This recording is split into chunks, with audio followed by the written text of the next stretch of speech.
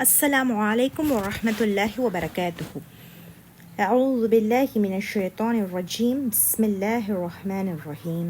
ويخشون ربهم மேலும் அவர்கள் அஞ்சுகிறார்கள் அவருடைய ரப்பை. ويخافون سوء الحساب மேலும் அவர்கள் பயப்படுகிறார்கள் கடுமையான கேள்வி கணக்கை குறித்தும்.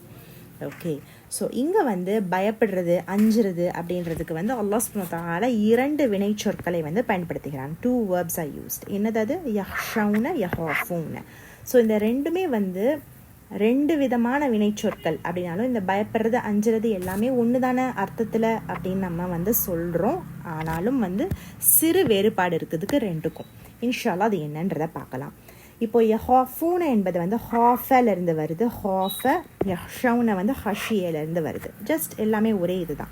ஸோ ஹாஃப என்பதனுடைய மீனிங்கும் ஹஷிய என்பதோடைய மீனிங்கும் இருக்கக்கூடிய அந்த அஞ்சுறதுக்குள்ள வேறுபாடு என்னது அப்படின்னு பார்த்தீங்கன்னா, இப்போ ஒரு வினைச்சொல் அப்படின்னு எடுத்துக்கிட்டீங்க, ஒரு வேர்ப் எடுத்துக்கிட்டிங்கன்னா அதில் 2 விஷயம் இருக்கும். ஒன்று அந்த செயலை செய்த நபர், இன்னொன்று அந்த செயல் எதை நோக்கி செய்யப்பட்டதோ அது.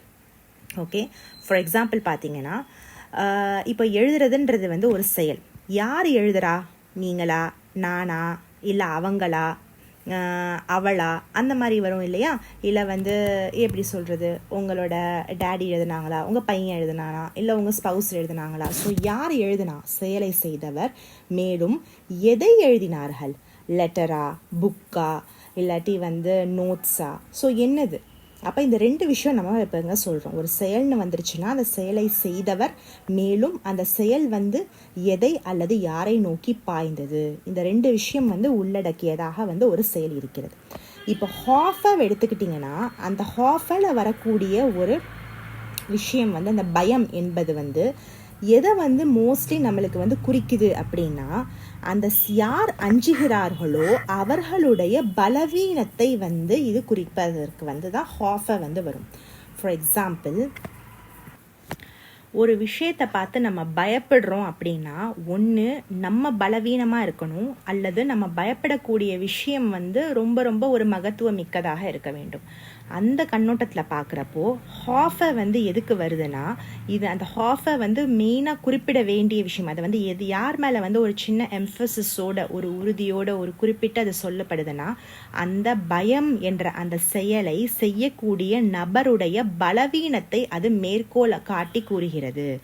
இதுவே நீங்கள் ஹஷியவை பயன்படுத்தும் போது இதுவும் பயப்படுறது தான். ஆனால் இந்த ஹஷிய என்ற இந்த வினைச்சொல் எதை மேற்கோள் காட்டி கூறுது நம்மளுக்குன்னா, எதை கண்டு ஒரு நபர் அஞ்சுகிறாரோ அதனுடைய மகத்துவம், இட்ஸ் கிரேட்னஸ், அதனுடைய நிலை, பொசிஷன் மற்றும் திறன்கள், கேப்பபிலிட்டிஸ், அதனுடைய அந்த கிரேட்னஸ். இப்போ யாரை பார்த்து பயப்படுறோமோ அவங்களுடைய கிரேட்னஸை மேற்கோள் காட்டி கூறக்கூடிய ஒரு வினைச்சொல்லாக ஹஷிய இருக்கு.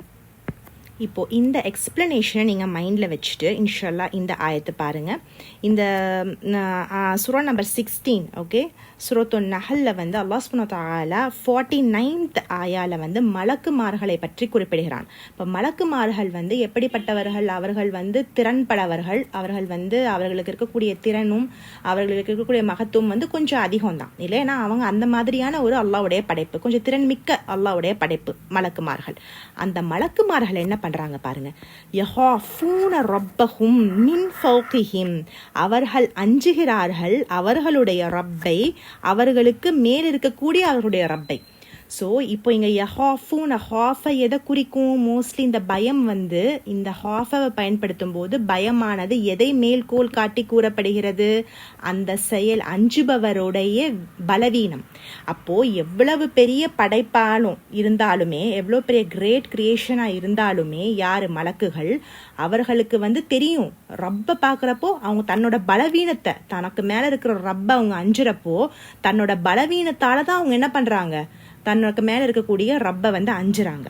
ஓகே, வயஃபலூன மா யுமரூன், மேலும் அவர்கள் செய்கிறார்கள் அவர்கள் கட்டளையிடப்பட்டதை. இதுவே அடுத்து இங்க பாருங்க, இன்னொரு ஆயத்தில் அல்லாஹ் சுப்ஹானஹு வ தஆலா கூறுகிறான், இன்னமா யஹ்ஷல்லாஹ மின் இபாதிஹி அல் உலமாஉ, அதாவது உலமாக்கள், ஓகே, அறிஞர்கள் அல்லாவை மட்டுமே அவனுடைய அடியார்களில் இருந்து அறிஞர்கள் தான் அல்லாவை மட்டுமே அஞ்சுகிறார்கள். இப்போ இங்க அல்லாஹ் பயன்படுத்தக்கூடிய அந்த வினைச்சொல் என்னது? ஹஷிய. இப்போ ஹஷிய வருதுன்னா அது எதை மேல்கோள் காட்டி சொல்லும்? ஹஷிய அந்த எதை கண்டு ஒரு நபர் அஞ்சுகிறாரோ அந்த விஷயத்தோடைய மகத்துவம், திறன், நிலை அதை சொல்லும். இப்போ அறிஞர்கள் எப்பேற்பட்டவர்கள்? அவர்கள் எல்லாவற்றையும் பற்றி தெரிந்தவர்களாக இருக்கிறார்கள்.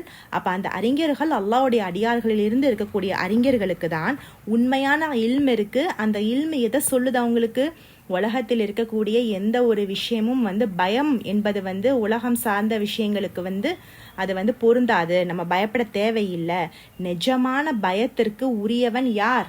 அல்லாஹ் மட்டும்தான் அப்படின்றது அவங்களுக்கு தெரிஞ்ச ஒரு விஷயமாக இருக்கு. சுபஹான் அல்லாஹ். ஏன்னா அல்லாஹ்வுடைய மகத்துவம் என்பது அவ்வளவு பெருசு.